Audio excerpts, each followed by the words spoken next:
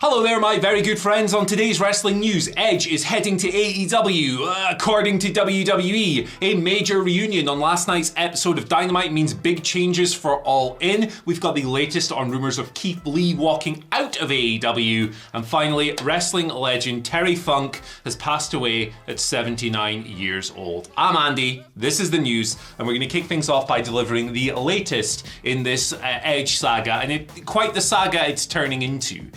To just fill you in case you've been living under a rock, Edge wrestled the final match of his current WWE contract against Sheamus on Friday's episode of SmackDown.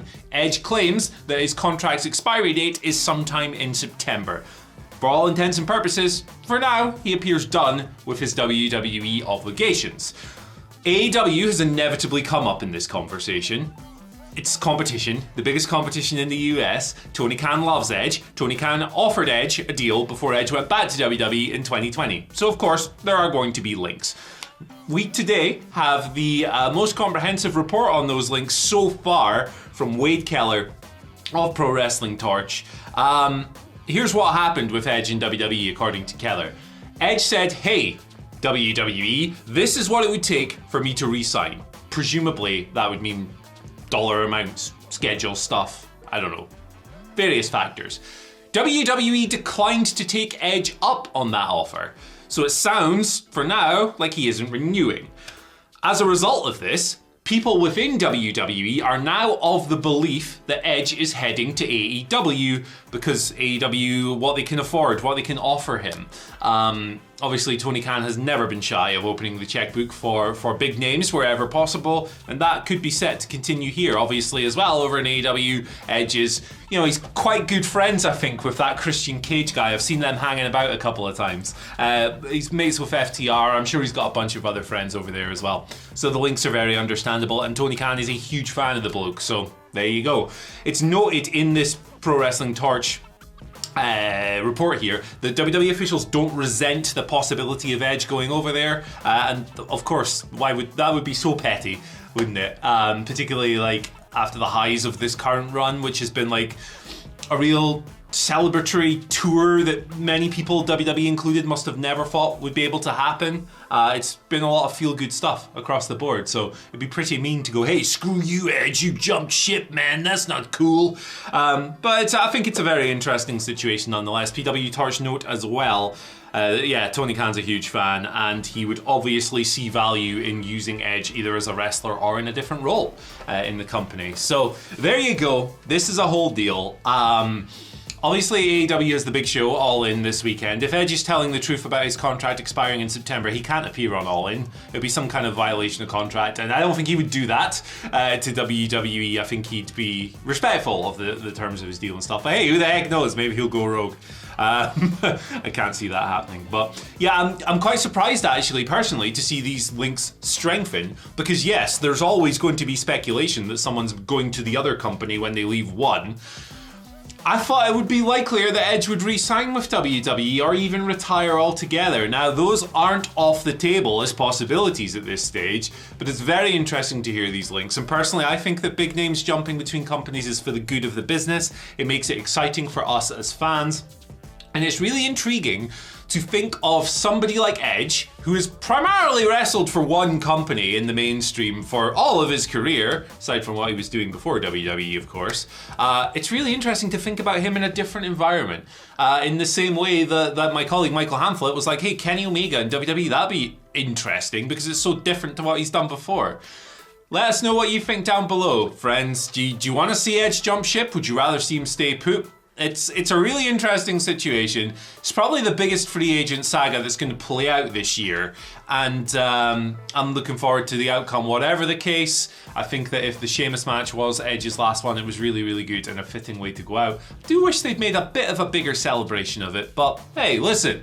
It was good. I can't complain too much. Let's move over to last night's episode of Dynamite. Santana's back, and he's in Stadium Stampede. That's good. This kind of follows on from earlier in this week. We covered the Fightful report that noted that after over a year on the sidelines, remember he tore his ACL in Blood and Guts last year, Santana had been cleared to return to AEW. And last night that played out on television. adjustments in the Stadium Stampede have come around. We covered the story on Rey Fenix yesterday. He's out of the match. Blackpool Combat Club kicked his ass last night and sent him away in a stretcher and all of this stuff. So Rey Fenix is out. It's now a 5-on-5 match. The Blackpool Combat Club's 3 mystery partners became 2 mystery partners to kind of even those numbers out. And they are Santana and Ortiz, who are back together, at least on screen. The way the angle played out was that Eddie Kingston and Penta were trying to come down the ring to help Phoenix as he was getting his ass kicked by the Blackpool Combat Club. Ortiz came out and stopped them on the ramp, which caught Eddie by surprise because they go way back and they're friends and yada yada yada. The music hit, Santana came out and they kicked everyone's ass. So that was really cool to see. Now, Fightful in their report did indicate that there was no word on, that at least at the time that Santana was cleared, Ortiz and Santana, it had been indicated to them, had not patched things up. Of course, they had a personal falling out last year over whatever that may have been. Now, there's no words that they've actually been able to overcome whatever that issue was. Obviously, they did work together on screen, like for a while, after their apparent backstage disagreement, whatever it was over. So it's not without the realm of reason that maybe they're just working together to be professional again. Who the heck knows? Either way, I am delighted to see both of these gentlemen back on screen. This is one of my favorite tag teams in AEW, personally. I'm sure a lot of you are the same. I genuinely do hope that they've been able to repair their relationship behind the scenes, but it's obviously personal matters are very difficult, and it would be wrong of us to sit here and go, hey, just make up, you silly sausages. Nah, none of that. These gentlemen should do whatever is best for them in their respective situations. If that means teaming together and being buddies again, I love that. If it means maybe they're going to go their separate ways after Stadium Stampede, I'm totally cool with that as well. Love them. Glad they're back. Really looking forward to Stadium Stampede a whole lot more now. Not that I wasn't already, but hey, you had a couple of my favorites. It's a natural thing. Let's move over to Keith Lee. Now, if you were lurking in the murky depths of social media yesterday, you may have seen some rumors about Keith Lee walking out of AEW. In fact, I think they were going around a little bit before yesterday as well, but that's when they intensified. Talk about Keith Lee walking out, leaving the company, all of this stuff. Yeah, total rubbish. Shockingly, the internet has got a bit carried away. And look, I'm well aware that we on this channel get carried away sometimes as well. Don't come at me. Fightful Select coming through with the report, noting that Keith Lee had not walked out of AEW. He'd not quit the company last week, as had been speculated, but there was a miscommunication at last week's tapings. Dynamite and Rampage taped on the same night. Keith Lee was at those tapings. He was told during them that he was not needed for Dynamite, so he went home. This is not unusual. This happens quite often, apparently, when wrestlers are told you're not needed for the show. You can go home, it's fine.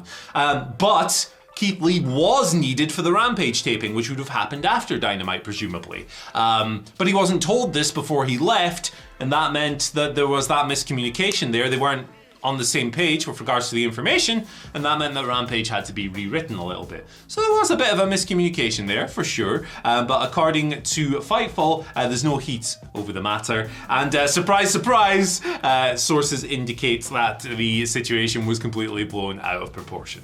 On top of this, not to spoil things too much, but Keith Lee, obviously last night they taped Collision. Yeah, Keith Lee was on that show. So, he's still in AEW, quite clearly. I think Keith Lee has had perhaps not quite the AEW run a lot of people would have hoped for. I think that's fair to say. Be that through booking concerns or perhaps even the man himself. Look, Keith Lee went through a very serious health incident while he was still with WWE. In fact, he claimed that he came close to death as a result of that, and he had to overcome some incredibly tough challenges. So, hey, Lord knows, I have no idea about the man's personal life. I just wish him well, because he's a very talented dude, and he seems like a really nice, just a good soul as well. So, always want the best for Keith Lee. The Swerve singles match at some point, I would still like to see that, but maybe the moment's passed. But glad Keith Lee is still there. Hope he's doing well, hope he's feeling good. Hope he gets a push sometime. That'd be nice. That'd be really, really swell. We're gonna talk now a little bit, or probably quite a lot actually, about the passing of Terry Funk, the pro wrestling legend. sadly died yesterday at 79 years old. The first I saw of this certainly was through Mick Foley's tweet. He had spoken to Terry's daughter Brandy, and he paid tribute obviously to his mentor, his friend, the legend, the icon, Terry Funk. So now, where do you begin summarising a legacy like Terry Funk's? I think it's kind of impossible within the confines of a video like this. So let's just try and hit some key points. The guy debuted, man, it was mid-1960s under his father Dory in the Amarillo territory, and he wrestled all the way through into the 2010s. He competed in like 6 individual decades. He was competing into his 70s. By his 50s, he was still, you know, a really relevant force in modern mainstream wrestling and adapting to the world around him, which was one of his greatest strengths throughout his entire long, huge career. Terry wasn't one of these wrestlers, these older wrestlers who, when the sport evolves and moves beyond the thing that they came up in, they maybe don't see the merits of it, or they become bitter towards it. That was the opposite of Terry Funk. He could see these things, these changes coming miles off, and he would adapt himself to those to stay relevant, and more importantly, help the current scene, the younger scene, the up-and-comers, the emerging companies, help them rise. You think to, probably quite relevant to our audience, would be his time in ECW as it transitioned from Eastern Championship Wrestling to Extreme Championship Wrestling. He was instrumental in helping that company establish its foothold and establish its following as one of the preeminent wrestling promotions on the zeitgeist of the entire scene in the 1990s. And even more relevant to our audience is probably, you can think as recently as like One Night Stand 2006, where he called back to the My Eye spot from the empty arena brawl with Jerry Lawler and entered just this insane performance at 61 years old, closing on one of the most disturbing things I've ever seen in pro wrestling, him wrapped up in the barbed wire, bloodied up, shrieking in agony. And that wasn't all that long ago. The man was 61. Like I've just said, but you go back even further, there's not a single thing that Terry Funk could not do in pro wrestling. He was an incredible singles wrestler, working feuds against Ric Flair in 1989, all-time classics in one of the best years of both men's career. You can go back to his tag work, teaming up with his brother, Dory Funk Jr., facing teams in Japan like Abdullah the Butcher and the Sheik, just foundational work. And it goes through decades and decades as well. The man has classics in the 70s with people like Jumbo Saruta. You go through the 80s, the 90s.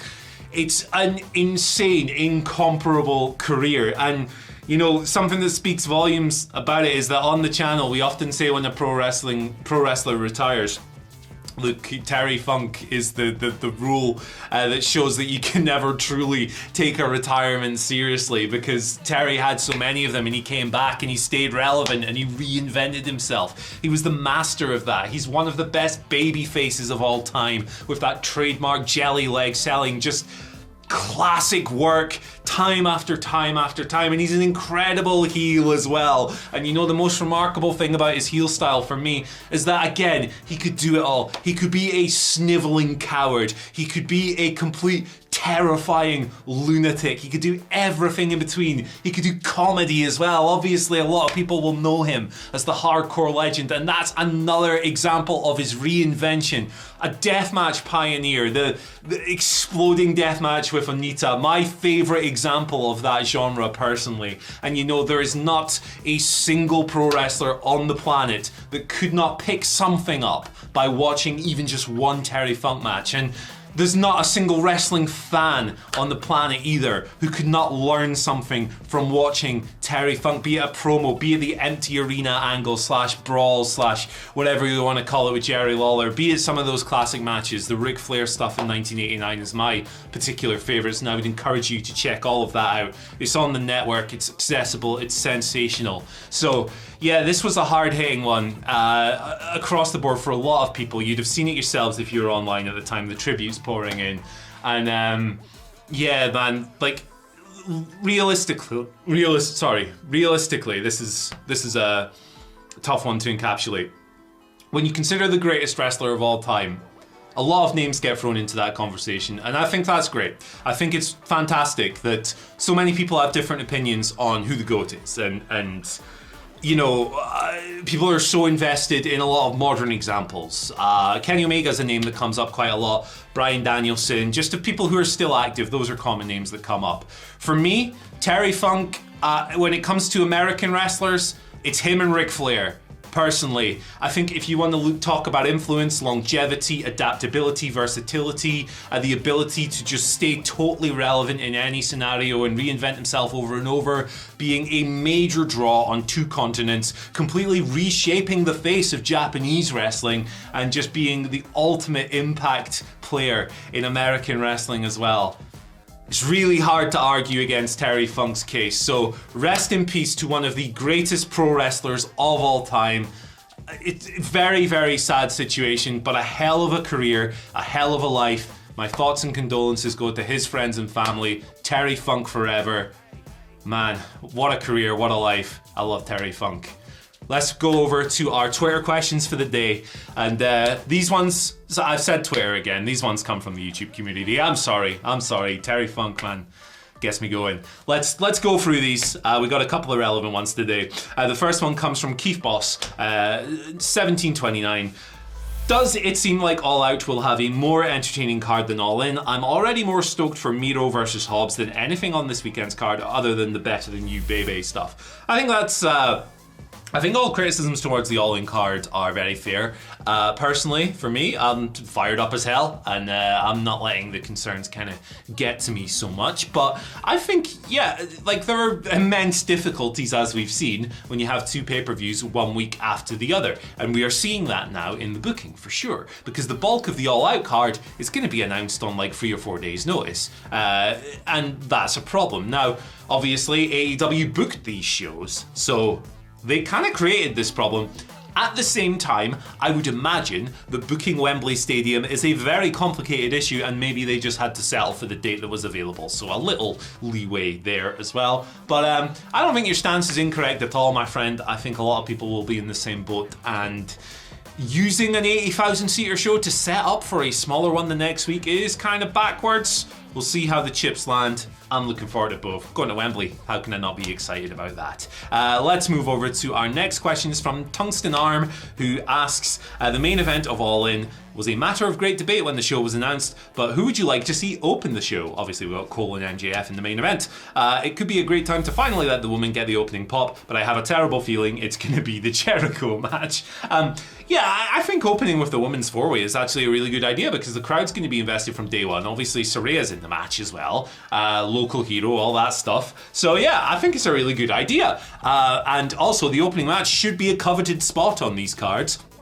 After you get through the pre-show and you open the main show proper, you are setting the tone for the whole blooming event. So I think that is a lovely idea. I think it would be a good way to do it. I have no idea who's winning that match, if they'll give Saraya the home country win or if Shida's going to retain. I don't really know. Maybe there'll be some interesting stuff with Toni Storm in there and Britt Baker as well. So that's what I would go with personally.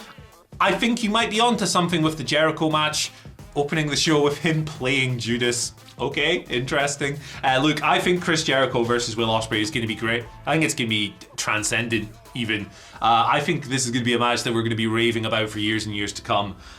Clip this and at me if I'm wrong on Sunday night. I don't think I'm going to be, though. I think it's going to rule. Jericho and Ospreay. Final question today comes from Big Jezzer 2807, who asks, what's your favourite funny or weird wrestling theme? Mine is John Morrison's. Lana. You know the one. It sounds like the opposite of a pro wrestling theme, and that's why it kind of rules. It sounds like a jingle, like some production music a company would buy from some agency and put on an advert on the television for like, buy 1 loaf of bread, get 2 free or something. It's so weird, and I kind of miss Lana being on TV, if only for that. It's a really funny one. Brie mode always gets me as well. It's so strange and lifeless and freaky that it's almost good. It's like it veers so far into bad territory that it almost magnets all the way back over. And Gallus in WWE is another one. It's like this slow southern rock song for a bunch of tough Scottish guys from Glasgow. It's what are we doing? What's going on? Those are my 3 favourite weird wrestling themes. I'm sure there's loads and loads and loads that I'm forgetting. But hey, thank you for joining me for today's video. If you like this one, check this one out right here. Terry Funk forever. Rest in peace. I'll see you guys soon.